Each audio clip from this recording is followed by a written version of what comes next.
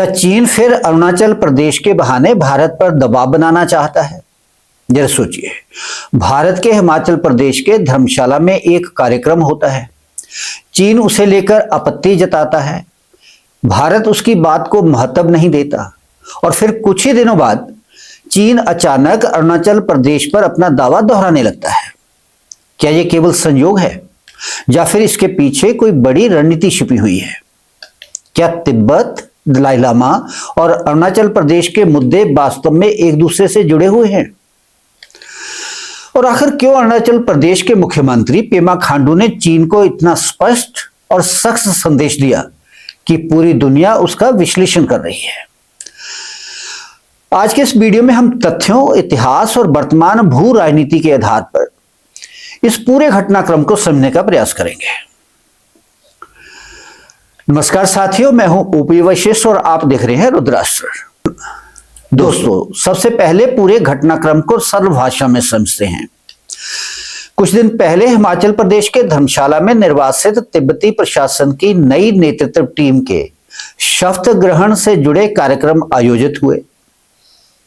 धर्मशाला वर्षों से तिब्बती समुदाय का एक महत्वपूर्ण केंद्र रहा है और दलाई लामा भी लंबे समय से यही निवास कर रहे हैं। इस कार्यक्रम से पहले चीन की ओर से बयान आया कि तिब्बत से जुड़े मामलों में बाहरी देशों को हस्तक्षेप नहीं करना चाहिए। चीन ने यह भी दोहराया कि तिब्बत उसका आंतरिक मामला है और तिब्बती नेतृत्व को वह वैध नहीं मानता। लेकिन भारत ने इन बयानों पर कोई विशेष प्रतिक्रिया नहीं दी और कार्यक्रम सामान्य रूप से संपन्न हो गया। यहीं से कहानी का दूसरा अध्याय शुरू होता है। कुछ ही दिनों बाद चीन की ओर से फिर वही पुराना दावा दोहराया गया कि अरुणाचल प्रदेश उसका हिस्सा है। यह पहली बार नहीं हुआ। पिछले कई वर्षों से जब भी तिब्बत या दलाई लामा से जुड़ा कोई मुद्दा अंतर्राष्ट्रीय चर्चा में आता है, तब अक्सर चीन अरुणाचल प्रदेश का विषय भी उठाने लगता है। यही कारण है कि कई रणनीतिक विशेषज्ञ इन दोनों विषयों को एक दूसरे से जुड़ा हुआ मानते हैं। इस बार अरुणाचल प्रदेश के मुख्यमंत्री पेमा खांडू ने भी बिना किसी झिझक के स्पष्ट प्रतिक्रिया दी। उन्होंने कहा कि यह वर्ष 1962 नहीं बल्कि 2026 है। यह एक छोटा वाक्य जरूर है, लेकिन इसके पीछे बहुत बड़ा संदेश छिपा हुआ है। 1962 के भारत और आज के भारत में जमीन आसमान का अंतर है। आज सीमावर्ती क्षेत्रों में सड़कों का जाल तेजी से विकसित हुआ है। सुरक्षा ढांचा पहले से कहीं अधिक मजबूत है। सीमा पर लॉजिस्टिक्स, पोर्ट, एयरफील्ड, पुल, सुरंगें और सैन्य क्षमताएं लगातार बढ़ी हैं। भारत की अर्थव्यवस्था, तकनीकी क्षमता और वैश्विक प्रभाव भी पहले की तुलना में कहीं अधिक मजबूत स्थिति में है। इसलिए पेमा खांडू का संदेश केवल चीन के लिए नहीं था, बल्कि पूरी दुनिया के लिए था कि आज का भारत स्वयं को कमजोर राष्ट्र की तरह नहीं देखता। हम चीन नहीं, तिब्बत से सीमा साझा करते हैं। इस बयान का अर्थ पेमा खांडू का एक और बयान विशेष रूप से चर्चा में रहा।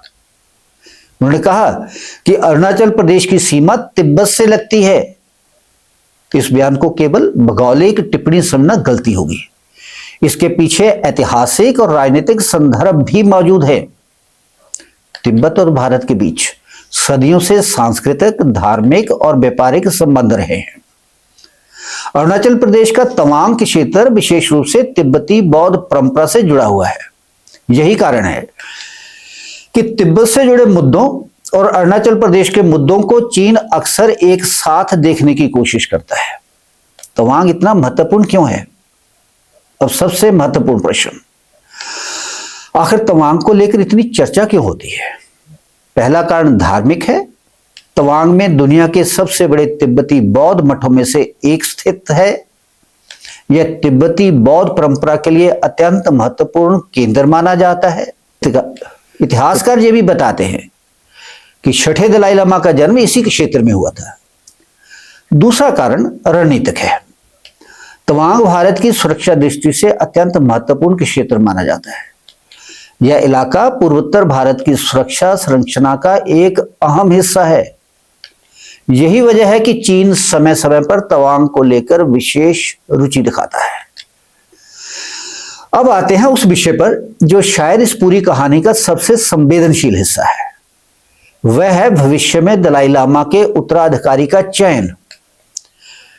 चीन का मानना है कि अगले दलाई लामा की मान्यता में उसकी भूमिका होनी चाहिए। वही तिब्बती बौद्ध परंपरा और निर्वासित तिब्बती नेतृत्व का कहना है कि यह निर्णय धार्मिक परंपराओं के अनुसार होना चाहिए, किसी सरकार के निर्देश पर नहीं। यहीं से मतभेद पैदा होते हैं। विशेषज्ञों का मानना है कि आने वाले वर्षों में यह विषय और अधिक महत्वपूर्ण हो सकता है, क्योंकि जो भी उत्तराधिकारी वैश्विक स्तर पर अधिक स्वीकार्यता प्राप्त करेगा, उसका प्रभाव केवल धार्मिक नहीं बल्कि राजनीतिक स्तर पर भी दिखाई देगा। और यही वह कारण माना जाता है जिसकी वजह से चीन तिब्बत से जुड़े हर घटनाक्रम पर बहुत बारीकी से नजर रखता है।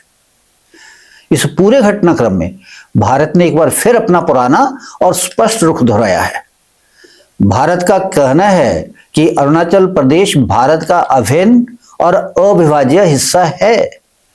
नाम बदल देने से, नक्शे जारी कर देने से या बार बार दावे दोहराने से जमीन की वास्तविकता नहीं बदलती। अरुणाचल प्रदेश भारत था, भारत है और भारत ही रहेगा।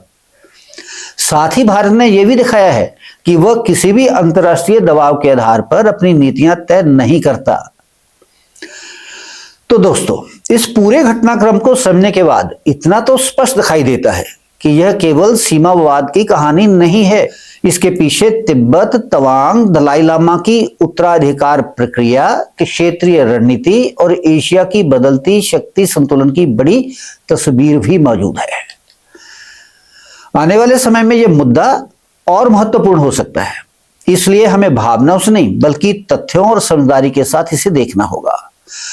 आप इस पूरे विषय पर क्या सोचते हैं?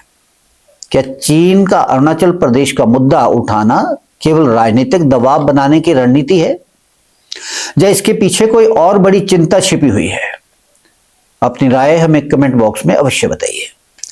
यदि वीडियो पसंद आया हो तो इसे लाइक करें, चैनल को सब्सक्राइब करें और अधिक से अधिक लोगों तक शेयर करें। मिलते हैं अगले वीडियो में एक नए विश्लेषण के साथ। तब तक के लिए धन्यवाद। जय हिंद, जय भारत।